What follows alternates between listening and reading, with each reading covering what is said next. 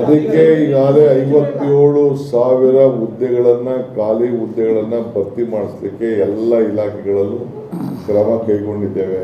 Police ಇರ್ಬೋದು, ಕೃಷಿ ಇರ್ಬೋದು, ರೆವಿನ್ಯೂ ಇರ್ಬೋದು, ಟೀಚರ್ ಶಿಕ್ಷಣ ಸುಮಾರು 14,000, RDPR ಎಲ್ಲ ಇಲಾಖೆಯಲ್ಲೂ ಕೂಡ ಏನು ಇದೆ. ಈಗ 57,000 ಜನ ಈಗ ಫಸ್ಟು ಇನ್ನೊಂದು 3 ತಿಂಗಳೊಳಗಡೆ ಎಲ್ಲ ಅಪ್ಲಿಕೇಶನ್ ಕರೆದು ಎಂಪ್ಲಾಯ್ಮೆಂಟ್ ಕ್ಲೋಸ್ ಆಗಬೇಕು ಅಂತ ಹೇಳಿದ್ದೇವೆ.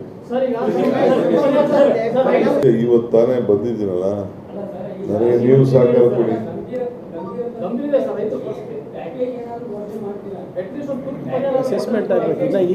ಈಗ ಶುರುವಾಗಿದೆ, ಇನ್ನು ಅಸೆಸ್ಮೆಂಟ್ ಮಾಡಬೇಕು. ಕೇಂದ್ರ ಸರ್ಕಾರದ ನೀತಿ ಏನದನ್ನು ನೋಡಬೇಕು, ಅವ್ರು ಏನು ಹೇಳ್ತಾರೆ ಅಂತ ನೋಡಬೇಕು, ನಾವೇನು ಹೇಳ್ತಾರೆ ನೋಡಬೇಕು. ಗ್ರೌಂಡ್ನಲ್ಲಿ ಏನು ವಾಸ್ತವಾಂಶ ಏನಿದೆ ಅದೆಲ್ಲ ಕೂಡ ಪರಿಶೀಲನೆ ಆಗಬೇಕು. ಯಾವ ರೀತಿ ಅವ್ರ ಮಾರ್ಗದರ್ಶನ ಇದೆ ಅಂತ ನೋಡಬೇಕು.